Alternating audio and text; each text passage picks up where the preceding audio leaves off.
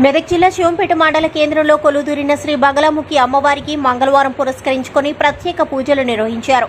ఇటు పూజలకు Narsapur SBI bank manager Sunil Gandhi, auditor Ashok Kumar, deputy manager Ashok Kumar విచ్చేసి అమ్మవారికి ప్రత్యేక పూజలు నిర్వహించారు. అనంతరం బగలాముఖి శక్తిపీఠ సభ్యులు శాస్త్రుల పురుషోత్తమ శర్మ మాట్లాడుతూ ఈ నెల 23వ తారీఖు గురువారం పౌర్ణమి సందర్భంగా అమ్మవారికి అభిషేకము, అర్చన అనంతరం భవనము నిర్వహించబడుతుంది.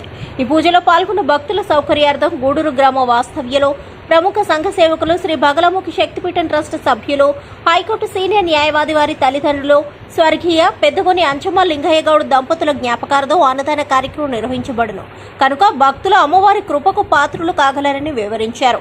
ఈ కార్యక్రమంలో మాజీ సర్పంచ్ పత్రాల శ్రీనివాస్ గౌడ్, భక్తులు అధిక సంఖ్యలో పాల్గొన్నారు.